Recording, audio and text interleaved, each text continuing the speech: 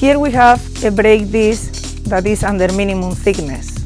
So this could cause several issues. One is brake noise, and the other is brake disc vibration. But do you know what are the key functions of a brake disc?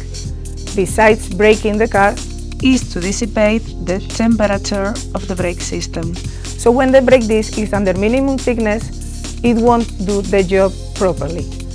So to avoid this, we need to check the thickness of the brake disc with the right tool and following the specifications of the manufacturer. To check out more warranty videos, subscribe to our YouTube channel.